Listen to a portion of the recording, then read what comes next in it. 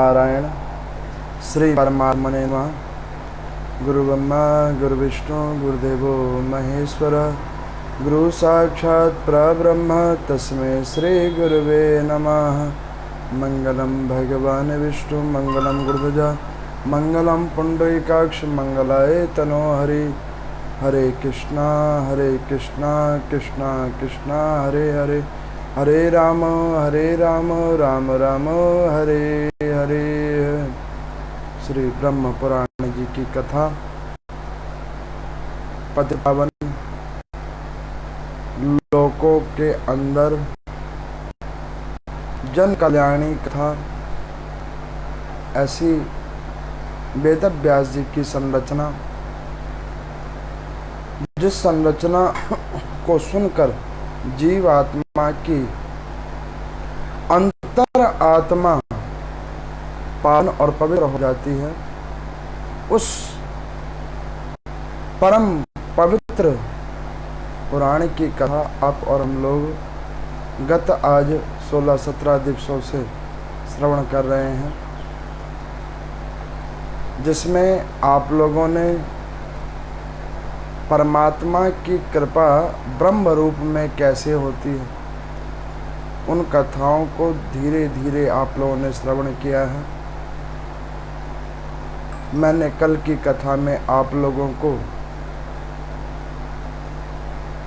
लोमहर्षण सूत जी के द्वारा पूछने पर शौनक आदि ऋषियों ने कि प्रभु के उस प्रेम अवतार स्नेह अवतार का वर्णन करने का व्याख्यान मैंने किया था कि ये परम पिता परमात्मा जब स्नेह करने पे आए जीवात्मा को, तो किसी भी प्रकार कैसे भी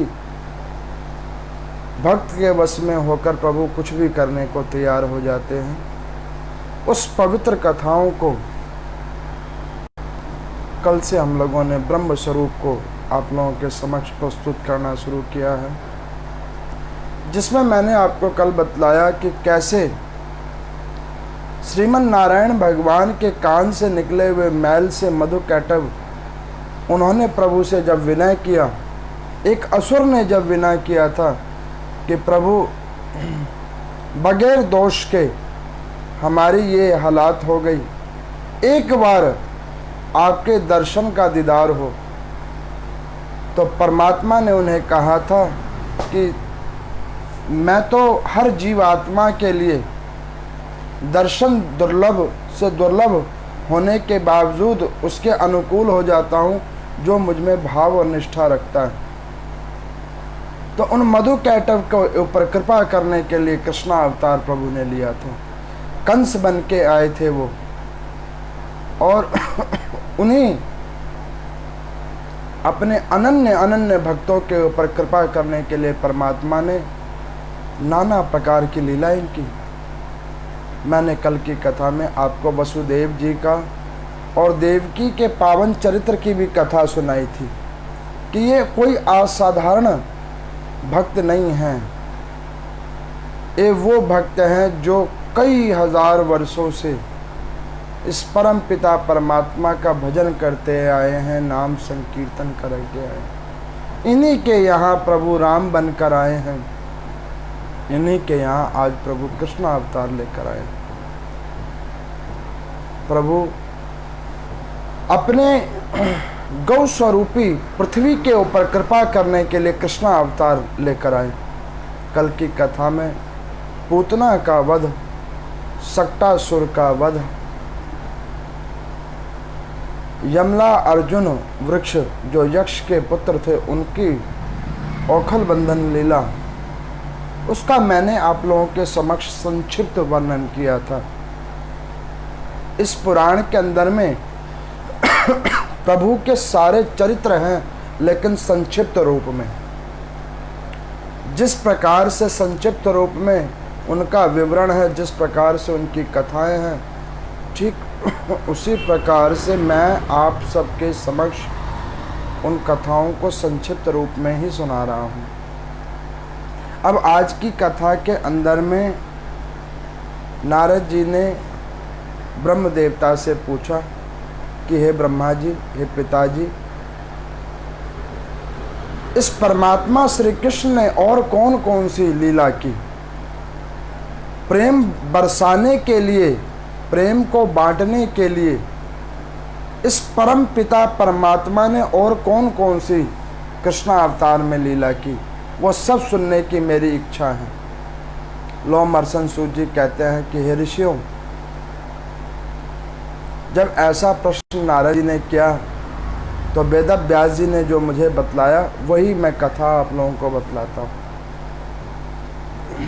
और जो सूत जी ने कथा सुनाई है वो कथा मैं आप लोगों को श्रवण करवा रहा हूँ। यहाँ पर मैं भगवान श्री कृष्ण जब बाल्यावस्था से थोड़े से बड़े हुए तो प्रभु ने गिन गिन कर उन सभी असुरों का विनाश करने का जो मन वो बनाकर बैकुंठ से पृथ्वी पर आए थे, उस कार्यों को करना आज प्रभु ने प्रारंभ किया है। इस परम पिता परमात्मा ने कृष्णा अवतार के अंदर में सर्वप्रथम जब सक्टासुर का वध किया था, पूतना का वध किया था, तो असुर जाति में तहलका मच गया था। और ऐसा तहलका मच गया कि कोलाहल मचते हुए कंस के पास नाना प्रकार के वाद अपवाद पहुंचने लग गए थे।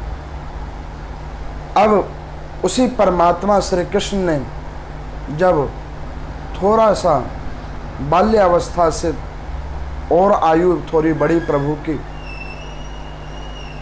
तो प्रभु अपने उस ब्रज मंडल के अंदर में अपने गोप गोपियों के साथ, ग्वाल ग्वालों के साथ अद्भुत लीलाएं करने के लिए जाते। कभी प्रभु खेलने के बहाने से अपने उन सभी भक्तों के ऊपर कृपा करने के लिए नाना प्रकार की माधुर्य लीला कर रहे हैं। और उस लीला के अंदर में उनको किस प्रकार से सुख मिले, वो सुख प्रदान करने की लीला कर रहे हैं। तो उसी सुख प्रदान करने की लीला में, उस आनंद को प्रदान करने की लीला में आप लोग एक चीज गौर कर रहे होंगे। मैं कुछ समय से आप लोगों को कह रहा हूं कि प्रेम के अंदर परमात्मा वास करता है। आनंद के अंदर, स्नेह के अंदर परमात्मा वास करता है। आप देखो, अगर प्रेम बांटने के और प्रेम के अंदर प्रभु का वास ना होता तो क्या कृष्णा अवतार होता? क्यों प्रभु आते पृथ्वी लोक के ऊपर? और आते भी तो ग्वाल वालों के संग, अपने उन स्नेही वैष्णव जनों के संग। क्या वो कृष्ण लीलाएं करते प्रभु? वो अद्भुत लीलाएं करते क्या? प्रभु खुद कहना चाहते हैं कि देखो, जीवन में वही जीवात्मा सुखी है जो आनंद के साथ भरा हुआ है। मैं उसी को मिलता हूँ जो आनंद से मुझे चाहता है और आनंद में ही मुझे देखता है। तो एक बार प्रभु ने क्या किया कि ग्वाल बालों के संग जमुना के किनारे, जो प्रभु की पटरानी है जमुना जी, उसके किनारे में गेंद से खेल रहे थे। तो जब गेंद से खेल रहे थे तो कुछ ग्वाल बालों ने कहा कि हे श्री कृष्ण, हम सब ब्रिज के अंदर वास करते हैं, ये आपकी स्नेही गौएं तक ब्रिज के अंदर वास करती हैं, लेकिन ब्रिज के अंदर वास करने के बावजूद इस यमुना जी के अंदर में एक कालिया नाग रहता है, जिसने इस पूरे यमुना जी के जल को दूषित कर रखा है। इतना दूषित कर रखा है कि इसके अंदर में जीव इसका जल को पी नहीं सकता। इस जल से सिंचाई खेती में नहीं हो सकती। इस किनारे में आते हुए भय लगता है। पता नहीं वो कालिया नाग कितने लोगों को अपने इस विषैले जल को भक्षण करवा करवा के मृत्यु को प्राप्त करवाएगा। भगवान श्री कृष्ण बड़े ध्यान से इस वार्ता को सुन रहे थे। अब भगवान श्री कृष्ण तो जब बैकुंठ से कृष्णा अवतार लिया था तो उसमें कालिया नाग का भी नाम लिख के आए थे। मैंने कई बार आपको कहा ना कि होता वही है जो परमात्मा सोच के बैठे होते हैं। प्रभु ने पहले ही निर्धारित कर रखा है किसके साथ क्या होना है। बस हम लोग अधीर हो जाते हैं उस कार्य के जब तक ना होता है तब तक। हमारी अधीरता इतनी बढ़ जाती है उस कार्य के पीछे, जब तक वो कार्य सिद्ध नहीं होता तब तक हमारी अधीरता बड़ी प्रबल वेग में बढ़ जाती है। लेकिन परमात्मा के घर में पहले ही सब कुछ निर्धारित है। अब उसी परमपिता परमात्मा ने उन ग्वाल बालों की बात सुनी। प्रभु एक गऊ के पास गए। गऊ ने मूक भाषा में प्रभु को कहा कि माना कि जीव आत्माओं में जो आपका भजन करते हैं, कीर्तन करते हैं, उसके ऊपर आपकी कृपा होती है। हम प्रभु मूक जीव हैं आपके, हम आपका भजन मुख से तो नहीं कर सकते, लेकिन आपके लिए अपना जीवन न्यौछावर जरूर कर सकते हैं। प्रभु ने भी मुँह भाषा में पूछा कि हे गऊओं, कौन कहता है कि केवल ऊंचे स्वर में कीर्तन करने वाले को ही मैं मिलता हूँ? कौन कहता है कि परमात्मा बड़े बड़े यज्ञ अनुष्ठान करने वाले को ही मिलता है? अरे कौन कहता है कि परमात्मा पूरे दिन माला लेकर घूमने वाले को ही मिलता है? परमात्मा तो उसको भी सुलभ हो जाता है जो दो पल मन से शांत होकर प्रेम में विश्वास करके परमात्मा के अंदर निष्ठा करके बस एक पल के लिए ध्यान लगा लेता है तो परमात्मा उसको भी मिलता है। गऊओं की करुण कथा जब सुनी परमात्मा ने तो उन्हें अच्छा नहीं लगा। उन्होंने कहा कि आज इस कालिया नाग का मैं नाथ करूंगा, इस कालिया नाग को मैं ही नाथूंगा। अब प्रभु ने क्या करा कि गेंद खेलना शुरू किया। बलराम जी ने कहा कि प्रभु आप कहो तो मैं ही जाकर नाथ दूं, क्योंकि इससे बड़ा नाग तो मैं खुद ही हूं। बलराम जी शेष के अवतार हैं, शेष नाग के अवतार हैं। आपको बताऊं, जब रामा अवतार में प्रभु ने लक्ष्मण जी को छोटा बनाया, अपना छोटा भाई बनाया, तो वहाँ पे मर्यादा की लीला थी प्रभु की। और मर्यादा के पीछे कई बार असहनीय दुख प्रभु को लीला करने के लिए सहने पड़े। भगवती जगदम्बा स्वरूपी सीता माता को कई असहनीय दुख झेलना पड़ा था। तो उन्होंने प्रभु से निवेदन किया था कि प्रभु अब जब आप अवतार लोगे तो मैं छोटा भाई नहीं बनूंगा, मैं बड़ा भाई बनूंगा, ताकि मैं अपनी चलाऊंगा और अब ऐसे दुख नहीं सहने दूंगा।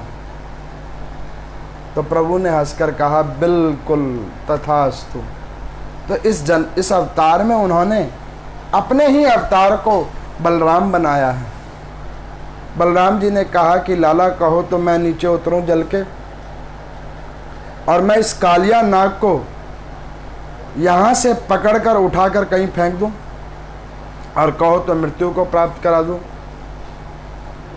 तो भगवान कह रहे हैं कि देखो, दंड तब तक किसी को नहीं देना चाहिए जब तक पाप करने वाला जीवात्मा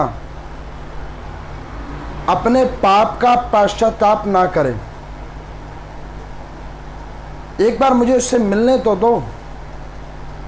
तो बलराम जी ने कहा कि ठीक है प्रभु, फिर आप देखो। तो प्रभु ने गेंद खेलने की लीला प्रारंभ की। प्रभु जी के एक सखा थे श्री दामा, उनकी वो गेंद थी। प्रभु ने जानकर गेंद जमुना जी के अंदर फेंक दी। अब श्री दामा जी ने कहा कि कन्हैया, तुमने और तो जो कुछ किया सो किया, अब मेरी गेंद लाके दे दो, नहीं तो तुमसे अब हम बात नहीं करेंगे, तुमसे हम कोई खेल भी नहीं खेलेंगे। अब प्रभु ने कुछ नहीं सोचा, कदम के वृक्ष के ऊपर चढ़े और जमुना जी के अंदर में छलांग मार दी। अब ये लीला दो बातों को दर्शाती है। किन दो बातों को दर्शाती है? कि प्रभु उस श्री दामा की बात में आकर नहीं कूद गए। प्रभु तो एक माध्यम ढूंढ रहे थे कि एक माध्यम मिले तो सही। मैं कई बार आप लोगों को कहता हूं, जो लोग निराश रहते हैं अपने जीवन से कि प्रभु हमारे जीवन में ये सुख नहीं मिला, हमें ऐसा किसी प्रकार की सुख की अनुभूति नहीं हुई, ये भौतिक संसाधन नहीं मिले, किसी व्यक्ति विशेष को लेकर सुख की अनुभूति नहीं हुई, मैं उन लोगों को कहता हूं, अरे किन सुखों के पीछे इस दुख भरे लोक के अंदर में आप कामना लेकर बैठे हो, जहां आए ही हम दुख भोगने के लिए हैं, और वहां अगर आप सुख की कामना लेकर बैठे हो तो आपसे बड़ा मूर्ख कौन है? इस लोक के अंदर में केवल और केवल दुख मिलेगा और सुख मिलेगा तो हरि भजन में, ओम नमो नारायण के नाम संकीर्तन में सुख मिलेगा, अन्यत्र और कहीं सुख नहीं मिलेगा। अब प्रभु कालिया देख के अंदर में कूद गए जमुना जी के अंदर में। अगर प्रभु चाहते तो नाग को आवाहन करते तो नाग बाहर भी पकड़ के ले आते, लेकिन प्रभु ने सबको दिखाया कि देखो, मैं जब भक्तों के ऊपर स्नेह करता हूं तो मैं मानवीय स्नेह करने के लिए भी आ जाता हूं। मैंने तो कई कथाएं आपको सुनाई हैं जिसमें प्रभु अपने भक्तों के ऊपर कृपा करने के लिए मानवीय शरीर लेकर आ जाते हैं। मैं आपको एक संत के चरित्र को सुनाता हूँ।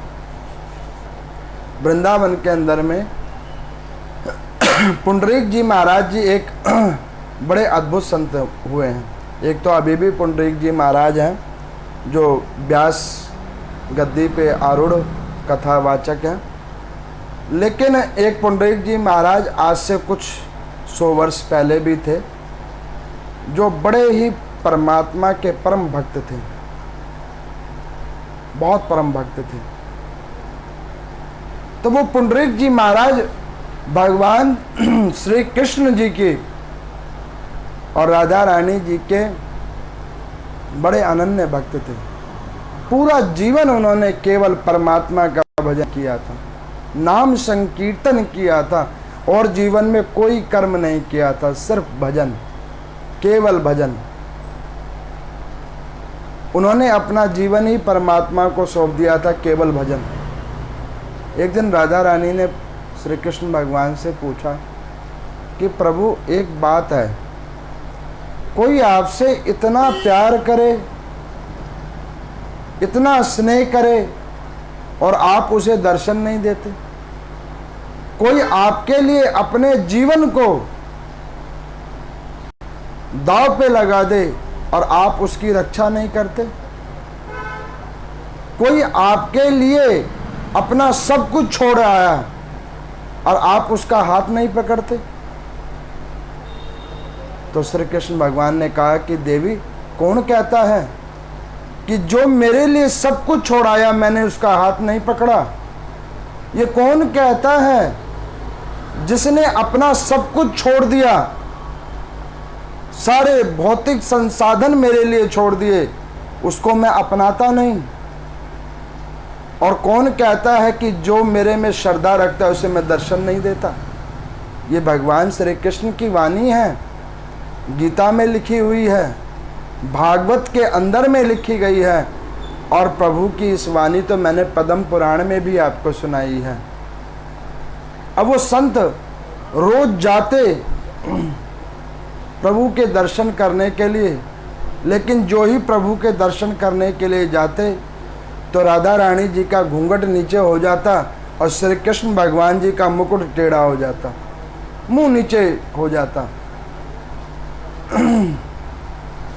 अब वो संत ऐसे विरक्त भाव के संत थे, रोज भगवान का भजन करते, कीर्तन करते, और जो ही मंदिर में जाते दर्शन करने के लिए राधा रमण के, तो वो राधा रमण अपना सर नीचे झुका लेते और राधा रानी का पल्ला नीचे आ जाता।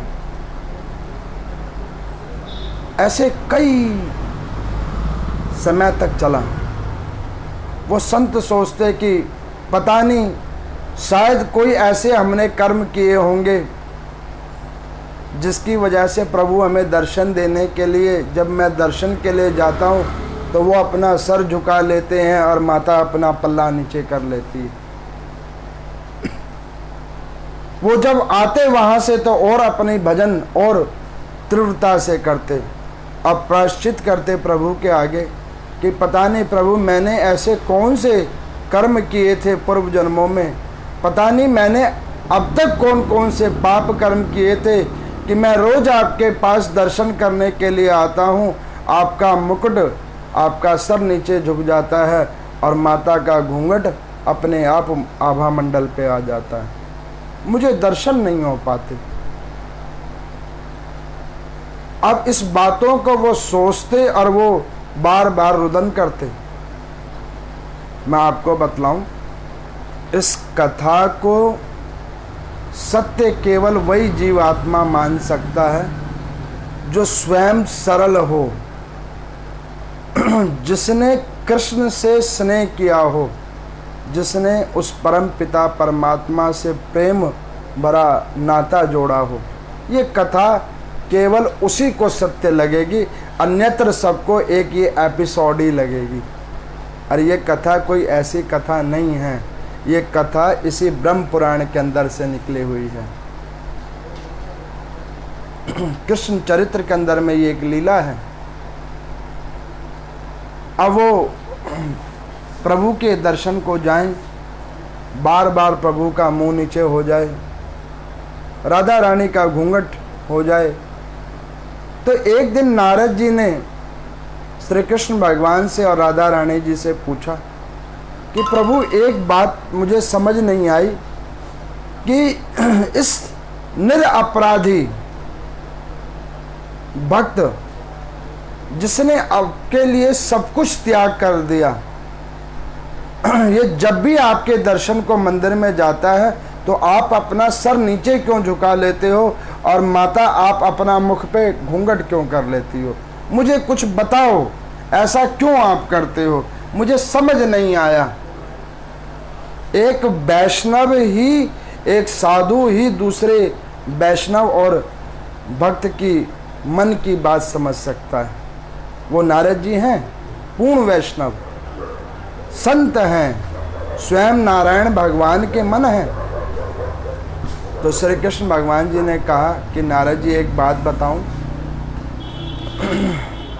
तो नारद जी ने कहा कि प्रभु बताइए।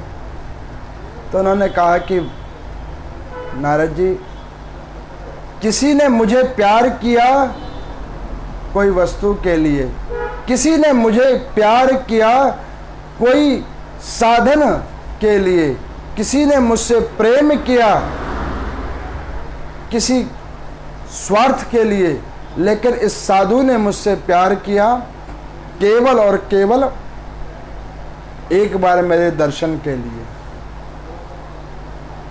तो नारद जी ने कहा कि प्रभु, यही तो मैं कह रहा हूँ कि उसने अपना सब कुछ त्यागा आपके लिए, और आप जब वो दर्शन के लिए मंदिर में आता है तो आप सर नीचे कर लेते हो, राधा रानी जी का घूंघट नीचे आ जाता है, मुंह दिखता ही नहीं है। क्या बात है? क्या आपको उसके ऊपर कृपा नहीं करनी है क्या? क्या वो ऐसे ही रोज मंदिर से जब जाएगा तो वो रोता हुआ जाएगा क्या?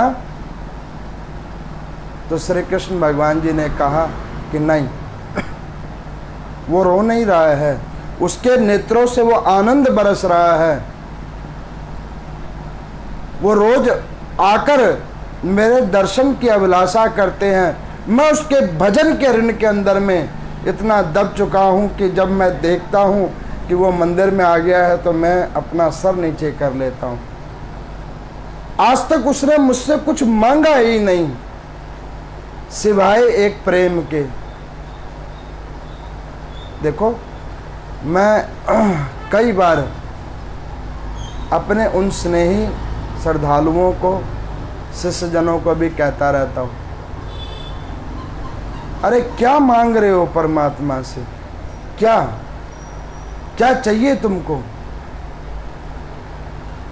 क्या नहीं दिया परमात्मा ने?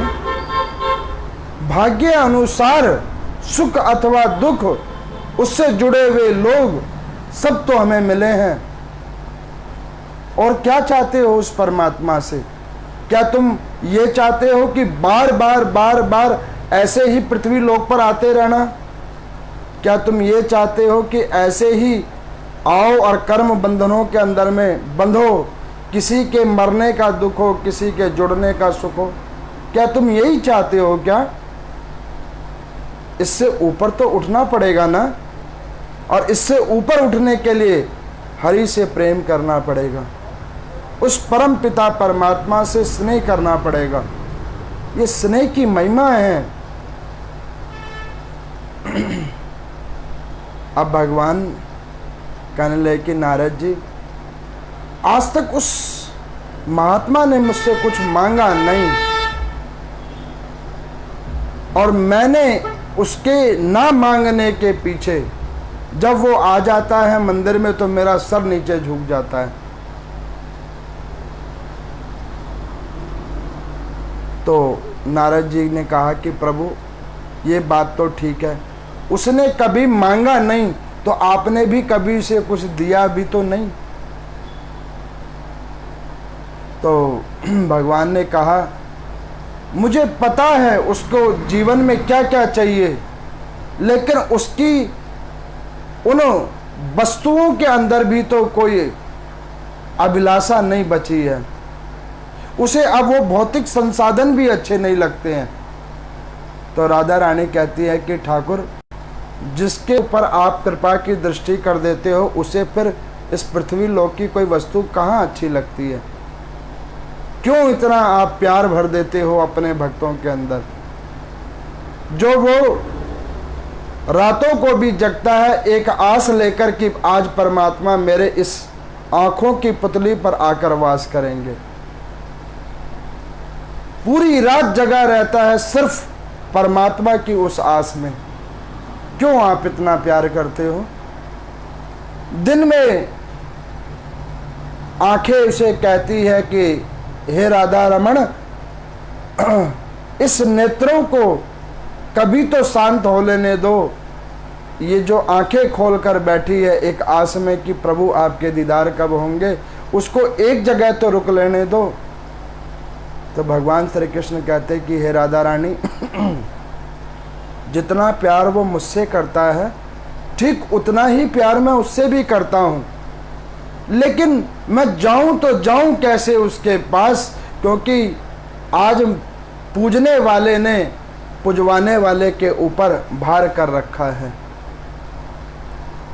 तो नारद जी ने कहा कि प्रभु, कोई तो तरीका होगा। भगवान कहने लगे कि पता नहीं कौन सा तरीका होगा, मुझे खुद ही नहीं पता, मैं कैसे दर्शन दूं।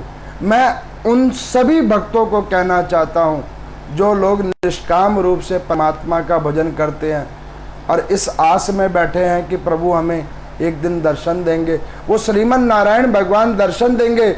मैं उन सभी भक्तों को कहना चाहता हूं कि विश्वास करके बैठो, निष्काम प्रभु की पूजा करो, प्रभु तुम्हें अवश्य दर्शन देंगे। वो भी इसी मनोव्यथा में बैठे हैं। मैंने कल बताया था ना, किसी भक्त ने मुझे पूछा था, किसी श्रद्धालु ने, कि क्या प्रभु का वो स्वभाव बदल गया है, क्या दीनों के ऊपर कृपा करने का स्वभाव बदल गया है?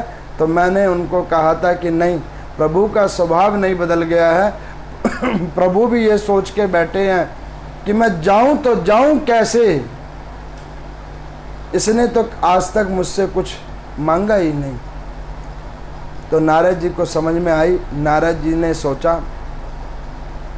कि इस अधीर भक्त के ऊपर में प्रभु की एक दर्शन की कृपा तो जरूर होनी चाहिए। क्योंकि जब ये मंदिर में जाता है अब प्रभु सर नीचे कर देते हैं, राधा रानी का घूंघट आ जाता है और ये रोता हुआ पुनः मंदिर से अपने कुटिया में आ जाता है और बहुत देर तक रोता है। तो नारद जी ने एक लीला रची और एक कोढ़ी का रूप बनाया। नारद जी ने ब्रह्म मुहूर्त के अंदर में ये साधु रोज जाते परमात्मा के दर्शन करने के लिए, आज ब्रह्म मुहूर्त के अंदर में ये साधु उठकर जब परमात्मा के दर्शन के लिए जा रहे थे तो कोढ़ी रूप में नारद जी आए और उन्होंने उन महात्मा के चरण पकड़ लिए। अब इस कथा को सुनाते वक्त किसी ने पूछा कि नारद जी ने उस महात्मा के चरण पकड़ लिए, जो श्रीमन नारायण के मन हैं उसके चरण पकड़ लिए, ऐसा कैसे? अरे भैया, ये प्रेम की बात है, स्नेह की वार्ता है। ये तो नारद जी ने पांव पकड़ लिए हैं, इधर तो परमात्मा पकड़ लेते हैं पांव। जब जीवात्मा का प्रेम जुड़ जाता है उस परम पिता परमात्मा से, नारद जी ने पांव पकड़ लिए। कहा, महाराज कहाँ जा रहे हो? तो उन्होंने कहा कि भैया आज तो मेरी वैसे ही जाग लेट खुली है, जैसे तैसे करके मैं परमात्मा के दर्शन करने के लिए जा रहा हूँ। मैं रोज जाता हूँ और मैं रोज जाता हूँ मंदिर में दर्शन करने के लिए, और प्रभु के जैसे मंदिर में प्रवेश करता हूँ तो प्रभु अपना मुंह लटका लेते हैं, राधा रानी का पल्लू नीचे आ जाता है। मैं खुद भी दुखी हूँ कि मैं पता नहीं कौन से ऐसे पाप कर्म करता हूँ कि मुझे परमात्मा के दर्शन नहीं होते, और तुमने उस पापी जीवात्मा के पांव पकड़ रखे हैं। तो कोढ़ी रूपी नारद जी बोलने लगे कि नहीं महाराज, मुझे तो ऐसा प्रतीत नहीं होता। मुझे तो लगता है कि आप कोई सिद्ध योगी हो, कोई सिद्ध महात्मा हो। मैंने सुना है कि संतों के आशीर्वाद से अभिष्ट कार्य भी सिद्ध होते हैं। उन्होंने कहा कि भैया मैं कोई संतवंत नहीं हूँ, कोई मैं महात्मा भी नहीं हूँ। मैं तो बस ये हूँ कि मैं प्रभु का हूँ और प्रभु मेरे हैं, बस मैं तो यही जानता हूँ। तो नारद जी ने कहा उस कोढ़ी अवस्था का रूप लेकर कि प्रभु आपको एक बात तो आज मुझे कहनी होगी, तभी मैं आपके पांव छोड़ूंगा। महात्मा ने कहा कि भैया मुझसे कहलवा के क्या करोगे, मेरा तो अपना ही मुकद्दर खराब है। जो मुझे परमात्मा के दर्शन नहीं होते, मैं तुम्हारे लिए क्या कर सकता हूँ। उन्होंने कहा कि आप कह दो कि हे ठाकुर, इस कोढ़ी व्यक्ति का कोढ़ ठीक हो जाए, बस इतना कह दो। वो महात्मा कहने लगे कि भैया पापी इस शरीर में, पाप की मूर्ति में, जीवन में कभी मैंने सत्कर्म नहीं किए। अगर मैंने सत्कर्म किए होते तो आज प्रभु के दर्शन होते। प्रभु के उस मुख के दर्शन को देखकर इस रोती हुई आंसुओं को एक किनारा मिल गया होता। और तुम मुझे कह रहे हो कि मैं प्रभु को कहूँ कि वो तुम्हारा कोढ़ ठीक कर दे। मैं तो अपना भाग्य ठीक नहीं कर पा रहा हूँ, तुम्हारा भाग्य मैं कैसे ठीक करूँगा। तो उस नारद जी ने कहा कि नहीं प्रभु, आप एक बार बोलो, क्या पता आपके कहने से मेरा कोढ़ ठीक हो जाए और मेरे कोढ़ ठीक होने से आपको प्रभु के दर्शन हो जाए। जब ये बात सुना तो उस महात्मा के अंदर में चेतना की जागृति होने लगी। उन्होंने कहा कि अगर मेरे कहने से तुम्हारा कोढ़ ठीक होता है और तुम्हारे कोढ़ के ठीक हो जाने से मुझे प्रभु मिलता है, तो हे ठाकुर इनका कोढ़ ठीक कर दो। ऐसा कहकर वो रोते हुए महात्मा आगे चल पड़े। नारद जी आगे बैकुंठ के अंदर में। आज जब वो महात्मा मंदिर के अंदर आए हैं तो प्रभु सर ऊपर करके खिलखिलाकर हंसते हुए उनकी ओर देख रहे हैं। आज राधा रानी का पल्लू नीचे नहीं गिरा है, वो भी हंसते हुए उन्हें बुला रही हैं कि आओ मेरे पास आओ।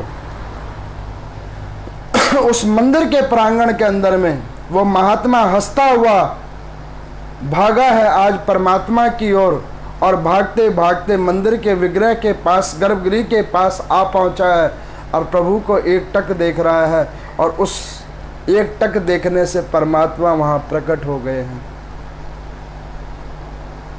जब परमात्मा प्रकट हो गए हैं तो उन्होंने कहा कि प्रभु ऐसी कौन से मैंने दोष किए थे जिस दोष के कारण प्रभु आज तक मुझे आप दर्शन नहीं दे रहे थे, और मैंने ऐसा आज कौन सा सत्कर्म कर दिया जिसके करने के बाद आज आपने मुझे दर्शन दिए हैं। क्या मेरे दोष खत्म हो गए क्या, या मेरे आज कोई ऐसा सत्कर्म किया जिस पर आप रिझ गए? आप मुझे बताओ तो सही। आप हंस रहे हो और मैं रो रहा हूं, एक बार कहो तो सही ऐसा क्या हुआ है। भगवान गर्भगृह से नीचे उतरे और उस महात्मा जी के पास आकर बैठ गए। कहने लगे कि देखो एक बात बताएं। महात्मा कहने लगा कि प्रभु आज तो हम आपकी बात ही सुनने के लिए यहाँ आए, कहिए तो सही। तो प्रभु कहने लगे कि देखो आज तक तुमने मुझसे कुछ मांगा नहीं, केवल मेरे भजन किया, केवल मेरा भजन किया। आज तुमने उस कोढ़ी व्यक्ति के लिए मेरे से कोढ़ ठीक होने की कामना की और मैंने तुम्हें आकर दर्शन दे दिया। तो कहने कि प्रभु क्या मेरे नाम मांगने की वजह से आप आ रहे थे क्या? तो प्रभु कहने लगे कि हाँ, तेरे नाम मांगने की वजह से मैं नहीं आ रहा था। तेरे भजन का इतना भार मेरे ऊपर चढ़ गया था कि मैं सोचता था कि तेरे पास जाऊं तो कैसे जाऊं, तेरे को मैं अपना मुखड़ा दिखाऊं तो दिखाऊं कैसे, क्योंकि वजन तूने मेरे ऊपर इतना कर दिया था। अब वो रोकर प्रभु के पांव में बैठ गए और प्रभु को कहने लगे कि क्या प्रभु मैं भजन करना छोड़ दूं क्या? मैं नहीं चाहता कि आपके ऊपर कोई वजन पड़े। राधा रानी की ओर हाथ जोड़कर कहने लगे कि माते कहो तो क्या मैं भजन करना छोड़ दूं? क्योंकि आपको भी बार बार मुझे देखकर ये घूंघट करते वक्त गर्मी में गर्मी भी लगती होगी, बार बार पल्लू करने से सर के ऊपर वजन भी बढ़ता होगा। कहो तो मैं ये भजन करना छोड़ दूं क्या? तो राधा रानी ने कहा कि नहीं पुत्र, भजन करना नहीं छोड़ो।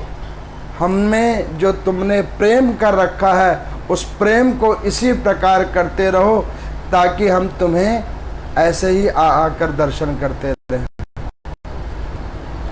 तो उस संत को प्रभु ने बैकुंठ का वास दिया था। उस दिन के बाद से उस संत ने भगवान का भजन तो करते थे, कीर्तन तो करते थे, लेकिन जन परोपकार करके अपने उस कीर्तन भजन का फल जन जनार्दन के लिए बांटते थे, उसकी कामना पूरी हो जाए, अपने यश कीर्ति से उसको देते थे। प्रभु कहते थे कि इसी को संत कहते हैं। ठीक उसी प्रकार ये कालिया नाग की जब कथा हुई, प्रभु ने वो श्री दामा जी की गेंद जो जमुना जी के अंदर गई, प्रभु उतरे, उस कालिया नाग और उसकी पत्नियों को समझाया। नहीं समझने के ऊपर में प्रभु ने उनके ऊपर कोप किया, दंड रूप में उसके फनों के ऊपर नृत्य किया और उसको अपने चरणों से कुछ इस प्रकार से निढाल किया कि अंत में उसने हाथ जोड़कर कहा कि प्रभु मेरी रक्षा करो। तब उस परम पिता परमात्मा ने श्री कृष्ण अवतार में उस कालिया नाग को कहा कि तुम जमुना जी को छोड़कर जाओ, और उन्हें एक वरदान दिया और एक श्राप दिया। वरदान ये दिया कि तुम्हारी भी लोकों में पूजा होगी। नाग की पूजा होती है, अभी श्रावण मास आएगा, नाग पंचमी आएगी, नागों की पूजा होती है, नाग देवता होते हैं। और श्राप क्या दिया? अनावश्यक किसी को नहीं डसना। अनावश्यक अगर किसी को डसोगे, दुखी करोगे और जिस जल में रहोगे उसको दूषित करोगे तो तुम्हारी आयु कम हो जाएगी। इस प्रकार से उनको एक वरदान और एक श्राप दिया। वो कालिया नाग यमुना जी को छोड़कर अन्यत्र चले गए। इतने में देव यशोदा जी को, नंद जी को बतलाया गया कि आपके जो कुंवर हैं वो जमुना जी के अंदर में कूद गए हैं। माता आई रोती रोती बेहोश होकर उस कदम के वृक्ष के नीचे गिर गई हैं। नंद जी भी रोते रोते बेहोश होकर, बेशुद्ध होकर यशोदा जी को पकड़ रहे हैं और दोनों रुदन कर रहे हैं। चहु दिशि में हाहाकार मचा है कि हमारा कान्हा इस जमुना जी के अंदर कूद गया है, इस जमुना के अंदर कूद गया है। इस चरित्र को प्रभु क्यों कर रहे हैं? दिखाने के लिए कि वो जीवात्मा से कितना प्रेम करते हैं। प्रभु आए हैं नाग के फनों के ऊपर नृत्य करते हुए। यशोदा जी ने देखा है, नंद जी ने देखा है। सबकी आत्मा कहती है कि ये पूर्ण ब्रह्म है, लेकिन मन कहता है कि ये हमारा कान्हा है।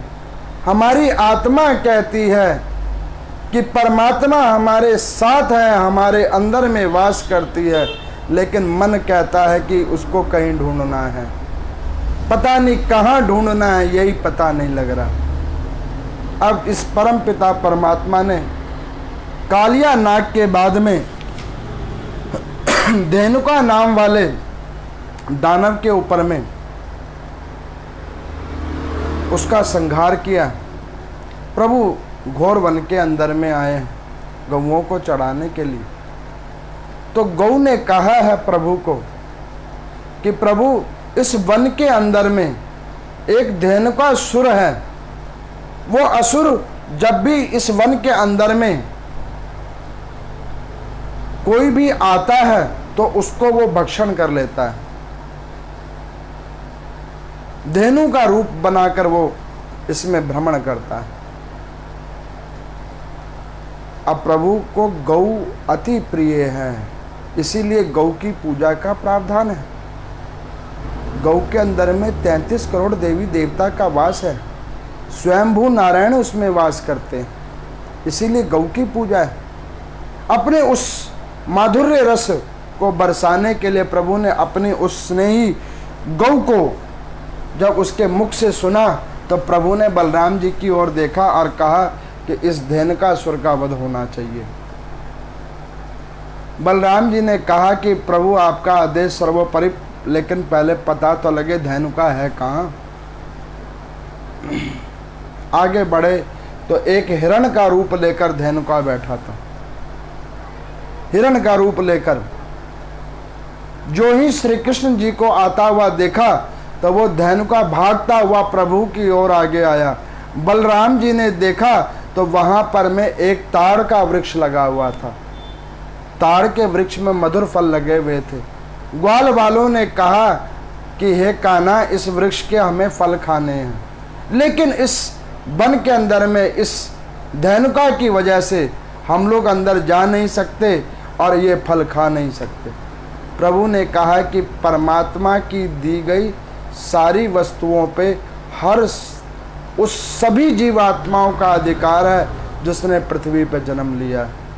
कौन कहता है कि जल पीने का अधिकार केवल मानवों को है? जल पीने का अधिकार पशु पक्षी हर जीवात्मा को। कौन कहता है कि पृथ्वी के ऊपर विचरण करने का अधिकार केवल मानवों का है? उसके ऊपर विचरण करने का अधिकार सब जीवात्मा का है। कौन कहता है पवन का ग्रहण करने का अधिकार केवल मानवों का है? इस पृथ्वी लोक के ऊपर में जितने भी जीवात्मा उत्पत्तित है सबके ऊपर में प्रभु ने समान अधिकार दे रखा है। बलराम जी की ओर इशारा किया। बलराम जी ने उस भागते हुए आते हुए धेनुका नाम के असुर को देखा, हाथों से सिंहों को मरोड़ा और उस ताड़ के वृक्षों पे दे के मारा, जिससे उस वृक्ष के सारे फल अपने आप पृथ्वी पर गिर पड़े और धेनुका मृत्यु को प्राप्त हुआ। उस असुर की मृत्यु हुई है। गौओं ने परमात्मा की गोप स्तुति की है और कहा है कि प्रभु, इतने दिनों तक मैंने सुना था कि प्रभु केवल उन मानवों के ऊपर कृपा करते हैं जो नाना प्रकार के भजन और नाम संकीर्तन करते हैं, लेकिन हमें पता लग गया कि परमात्मा तो उनकी भी सुनते हैं जो मूक हमारी तरह होते हैं। उन गौओं की मूक भाषा को सुनकर प्रभु ने उनका उद्धार किया। धेनुका का वध हुआ है। आगे जब प्रभु चले हैं तो वहां पर में एक प्रलंब नाम का असुर है। वो असुर अजगर के रूप में बैठा हुआ है। जो भी उस वन के अंदर घूमता, कोई पशु पक्षी मानव, उसको वो गहरी सांस लेता और उसको भक्षण कर लेता। उस नाग रूपी, अजगर रूपी प्रलंब नाम वाले उस असुर ने बड़ा वहां पे अपने असुरीय कर्म से प्रकोप मचा रखा था। प्रभु को जब ये पता लगा, प्रभु वहां पर गए हैं, बलराम जी को इशारा किया। बलराम जी ने उसके पीठ के ऊपर बैठ गए हैं, नाना प्रकार की मुष्ठा प्रहार किया है। जब उससे भी उसको कुछ असर नहीं हुआ है तो उस परम पिता परमात्मा श्री कृष्ण जी ने उसकी पूंछ को पकड़कर घुमा घुमाकर उसको 14 भुवन घुमाकर अंत में पृथ्वी पर गिरा है और उसकी भी मुक्ति हुई है। अब इस कथा के ऊपर में किसी ने सूत जी से पूछा कि प्रभु ने उस प्रलंब नाम वाले अजगर को उसकी पूंछ ही क्यों पकड़ी, उसका मुख ही पकड़ लेते प्रभु। तो यहाँ पर मैं सूत जी कह रहे हैं, जो दंभी जीवात्मा होता है, जिसका अंदर में घुसा होता मैं, मेरी वजह से मैं ये करता हूं, उस दंभी जीवात्मा के अंदर जिसके अंदर में मैं घुसा हुआ है, तो परमात्मा पहले उस मैं को निकालता है और मैं उसकी पूंछ से होती है। जिस व्यक्ति की ज्यादा पूंछ होती है उसके अंदर उतना मैं घुसा होता है, तो प्रभु पहले उसकी पूंछ ही पकड़ते हैं। इसकी पूंछ पकड़ूंगा तो इसकी मैं निकल जाएगी। और प्रभु ने वही किया है, उस प्रलंब का वध करने के लिए उस अजगर रूपी असुर का पहले पूंछ पकड़ी है, जड़ को ही हटा दिया है परमात्मा ने। उस प्रलंब नाम वाले असुर का वध किया। इन लीलाओं को करते करते प्रभु एक दिन अपने घर पर आए। घर पर देखा कि बड़ी जोर शोर से पूजा हो रही है। घर के अंदर में नाना प्रकार के पकवान, नाना प्रकार के अनुष्ठान किए जा रहे हैं। गोपाल जी आज 7 वर्ष के हो गए हैं। उन्होंने आकर पूछा नंद जी को कि बाबा, आज अपने घर में कोई उत्सव है क्या? अपने गांव में कोई उत्सव है क्या? जहां देखो वहां पर पकवान बन रहा है, नाना प्रकार के आयोजन किए जा रहे हैं, गीत आदियों का नाना प्रकार के कृत आदि कर्म किए जा रहे हैं, कुछ है क्या? तो नंद जी ने कहा कि भगवान इंद्र की पूजा हो रही है। श्री कृष्ण भगवान जी ने कहा कि भगवान तो हम हैं, इंद्र भगवान कब से हो गए? तो उन्होंने कहा कि प्रभु भगवान तो वो नीली छतरी वाला है, ये इंद्र भगवान कब से हो गया? तो नंद जी ने कहा कि बेटा तुम्हें हम क्या बताएं, इस पृथ्वी लोक के ऊपर में इंद्र भगवान की कृपा से वर्षा होती है तो अन्न उत्पन्न होता है, नहीं तो सर्वत्र सूखा हो जाए। अगर हम इंद्र की पूजा नहीं करेंगे तो जल की वर्षा नहीं होगी, और जल की वर्षा नहीं होगी तो अन्न हम कहाँ से खाएंगे? जब ये सुना श्री कृष्ण भगवान ने तो उन्होंने कहा कि अच्छा, इंद्र क्या वर्षा नहीं करेगा?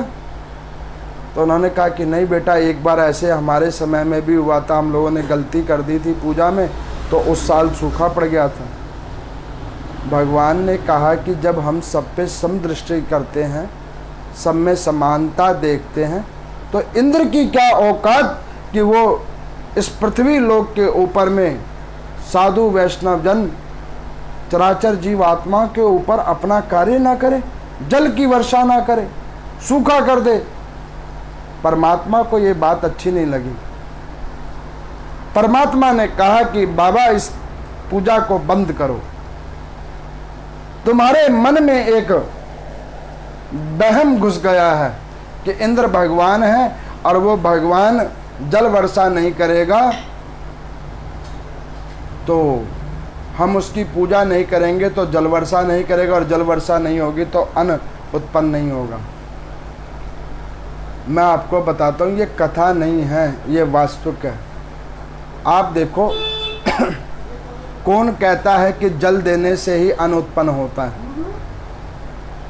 मुरथल के अंदर में भी पेड़ लगे होते हैं, रेगिस्तान के अंदर भी पेड़ लगे होते हैं, उसमें भी फल निकल रहे होते हैं, खजूर निकलता है।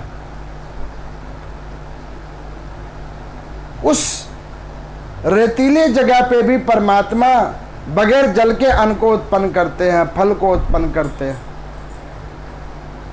और जो लोग ये अहम करके बैठे होते हैं कि हम जो करते हैं उसी से सब काम हो रहा है, तो उन मूर्खों को समझना चाहिए कि जो परम पिता पत्थर के ऊपर में बीज को अंकुरित कर देता है, निर्जीवित संसार के अंदर में जीवन की संचेतना कर सकता है, वो कभी भी किसी के ऊपर कृपा करने के लिए कुछ भी कर सकता है।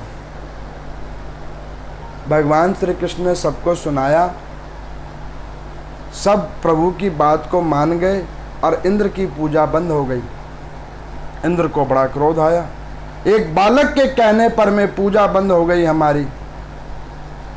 उन्होंने कोप में क्या किया कि अनावश्यक अत्यधिक मात्रा में, प्रचुर मात्रा में वर्षा करनी प्रारंभ की। बादल के बादल गरजने लगे, फटने लगे, नाना प्रकार की जल वर्षा होने लगी। भगवान समझ गए कि अब इंद्र का समय ठीक नहीं है।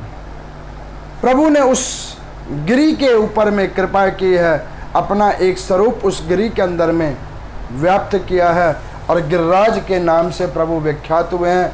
अंगुष्ठा उंगली के ऊपर में गिरिराज को उठाया है। उस ये गिरिराज कौन है? रामावतार के अंदर में जब सेतु बंद बन रहा था तो मंदराचल पर्वत ने प्रभु श्री राम से कहा था कि प्रभु आज हमारे भाग्य जगे हैं कि हनुमान जी हमें लेकर आए हैं आपकी सेवा के लिए। तो प्रभु ने कहा कि भैया पुल तो बन गया। अब उसने कहा कि प्रभु कोई तो दोष हम में होगा कि हनुमान जी संत रूपी हनुमान मुझे एक स्थान से दूसरे स्थान पर लेकर आए, प्रभु के निकट तक लेके आए, फिर भी प्रभु का दीदार नहीं हुआ। ऐसा कई बार होता है। आप देखोगे कि भगवान के मंदिर में जाओ दर्शन करने के लिए, पूजन भजन करने के लिए जाओ और दर्शन ना हो तो मन कितना दुखी होता है। मन में ऐसे भाव आते हैं कि पता नहीं कोई तो ऐसा दोष हुआ होगा जिस वजह से हम आए भी और प्रभु के दर्शन भी नहीं हुए। ठीक उसी प्रकार से वही हालात हो गई। तो प्रभु ने कहा कि तू निराश मत हो, जब मैं कृष्णा अवतार लेकर आऊंगा तो तेरी मैं अपने समान पूजा करवाऊंगा। ये वही मंदराचल पर्वत है जो गिरिराज बन के आज गोवर्धन में है। बहुत कथाएं हैं इनकी।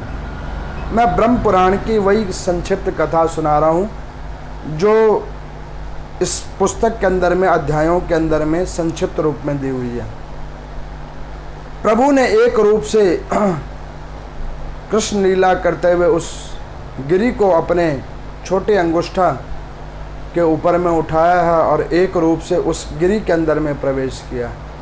इंद्र का मान भंग हुआ है, आकर प्रभु के चरण पकड़े हैं प्रभु ने क्षमा किया है और प्रभु ने नाना प्रकार के 56 भोग लगाए हैं। इस तब से प्रभु को 56 भोग लगाने का विधान है। इसीलिए आप लोग देखते होंगे कि प्रभु श्रीमन नारायण के जितने भी अवतार हैं उनको 56 भोग लगते हैं।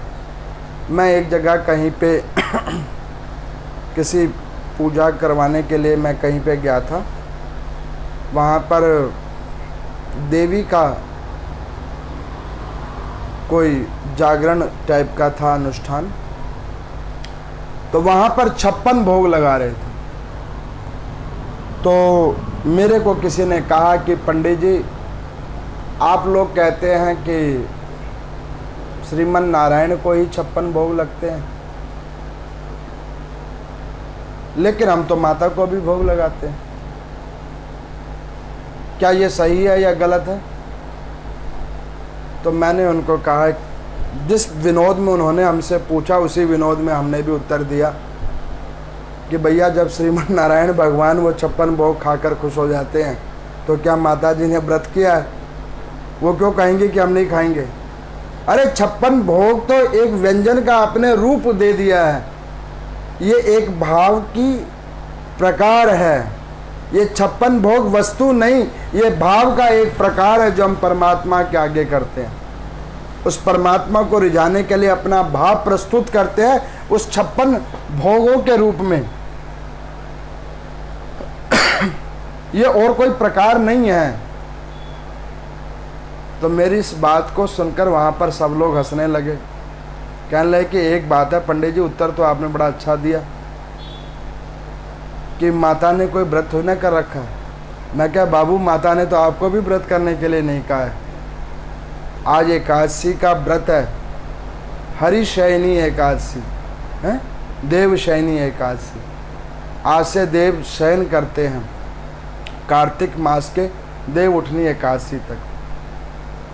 इस पवित्र तिथि के अंदर प्रभु उत्तरायण से दक्षिणायन की ओर जाते हैं,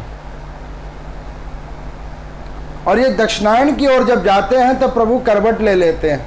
मेरे को एक बार किसी ने पूछा था कि पंडित जी, भगवान सो जाते हैं क्या? देखो, मैंने आपको जब ये कथा शुरू कर रहा था तो पहले भी कहा था कि इस कथाओं में जो पुराण का व्याख्यान है, प्रसंग है, वो तो मैं सुनाऊंगा ही, लेकिन कई ऐसे सरल भक्तों की भी वार्ताओं को मैं आपको बताऊंगा अपने अनुभव के साथ, जिसको सुनकर आपको आनंद भी होगा और मन में एक विचार जागृत होगी कि प्रभु किस किस प्रकार से कौन सी लीला करते हैं। और मैं भी उन लीलाओं को अपने ज्ञान विवेका अनुसार इन ग्रंथों के अंदर से सार तत्वों को जानने के बाद, नाना प्रकार के गुरुजन आचार्य जनों की कथाओं को सुनने के बाद ही मैं उसका उत्तर देता हूँ।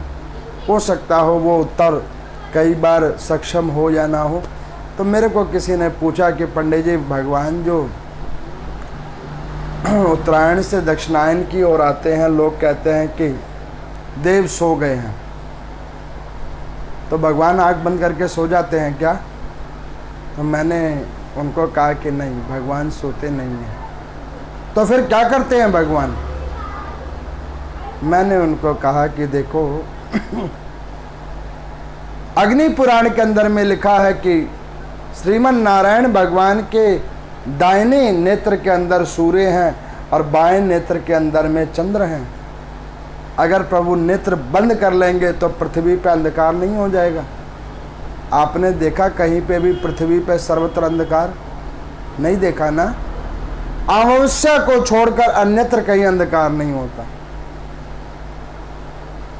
फिर पंडित जी बताओ, फिर ये क्या होता है? तो मैंने उन्हें बतलाया कि प्रभु बस करवट बदल लेते हैं, करवट बदल लेते हैं। जब प्रभु का करवट उत्तरायण की ओर आता है तो ग्रीष्म काल शुरू होता है, और जब दक्षिणायन की ओर जाता है तो शीतकाल प्रारंभ होता है। आज के दिन से चतुर्मास्य व्रत भी प्रारंभ होता है। इस चतुर्मास्य के अंदर में जितना भगवान का भजन होगा, कीर्तन होगा, नाम संकीर्तन होगा, व्रत होगा, अनुष्ठान होगा उसका बड़ा अद्भुत फल है इस चतुर्मास्य के अंदर में। ये प्रभु अपनी करवट इसीलिए करते हैं कि वो देखते हैं कि जो लोग मेरे मुंह को देखकर पूजा करते हैं, मेरी पीठ के पीछे क्या करते हैं, उसको देखने के लिए प्रभु अपनी करवट बदल लेते हैं। वो सोते नहीं हैं, करवट बदल लेते हैं बस।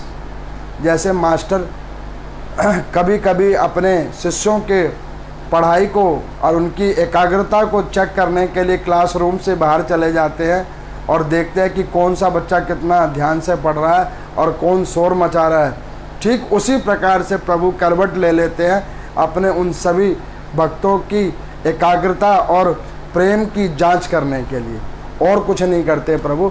बस यही एक देवशयनी एकादशी का महात्मा है। आज के दिन से जो लोग चतुर्मास्य का व्रत कर रहे होंगे, मैं उन सभी श्रद्धालुओं को, स्नेही जनों को ये निवेदन करूँगा कि भाव निष्ठा रूप से भगवान का भजन करो, चतुर्मास्य का व्रत करो, खूब भजन करो, कीर्तन करो, नाम संकीर्तन करो और सबसे प्रेम करो। देखो आपको इस चतुर्मास्य के व्रत करने पे परमात्मा मिलेगा, इस पापी शरीर से मुक्ति मिल जाएगी, बार बार पृथ्वी लोक पर आना नहीं पड़ेगा। जो आज से ये चतुर्मास्य व्रत प्रारंभ हो रहा है, तो आज आपको मैंने भगवान श्री कृष्ण की कई लीलाओं की कथा सुनाई, समय ज़्यादा हो गया, तो उन लीलाओं को श्रवण करते हुए और उन लीलाओं को का सार तत्व अगर हम निकालते हैं तो वो ये है कि आप अपने जीवन की चिंता करना छोड़ दो कि मेरा कल क्या होगा, मेरे बच्चे का क्या होगा, मेरे काम का क्या होगा। आप ये सब सोचना छोड़ दो, परमात्मा के ऊपर में छोड़ दो। वो परमात्मा अपने आप आपकी नैया पार लगा देंगे। एक बार छोड़ के तो देखो। अच्छा, जिन लोगों ने सोच रखा है कि हम ही करते हैं सब कुछ, वही क्या ठीक कर ले रहे हैं, वो भी तो कुछ नहीं कर पा रहे। होता वही है जो प्रभु चाह रहे हैं। जब होता वही है, जब प्रभु जो चाह रहे हैं, तो फिर छोड़ दो ना। ये है आज की कथा का सार तत्व। और दूसरा, ये मेरे इस 15-16 साल के इस कार्य के करने के उसमें इस पंडित और इस मंदिर की पुजारी तत्वों को ज्ञान जानने के बाद पहली बार मेरे जीवन में ये अवसर है कि चतुर्मास्य का पवित्र माह आज से शुरू हुआ है, व्रत अनुष्ठान आज से शुरू हुआ है। और इस चतुर्मास्य में पूरे चारों के चारों महीने आप लोगों को कथा सुनाऊंगा। ये प्रभु की मेरे ऊपर बड़ी कृपा हुई है कि उनका मुखानुवाद बड़े भाव निष्ठा रूप से मैं आपको सुनाऊंगा, और हरि की कृपा आप पर भी बरसेगी। और मैं भी हाथ जोड़ के आशा लगाऊंगा कि कुछ कृपा मुझ पर भी बरसे। तो इसी प्रकार से इन कथाओं के रूप में मैं अपनी वाणी को यहीं विश्राम देता हूँ। मैं आप सभी को कहता हूँ, प्रेम करो केवल और केवल श्रीमन नारायण से, जो आपका कल्याण करेंगे, आपके परिवार का कल्याण करेंगे। खूब भजन कीजिए ओम नमो नारायण का, जिससे आगे का मार्ग आपका सुलभ हो जाए। ओम नमो नारायण।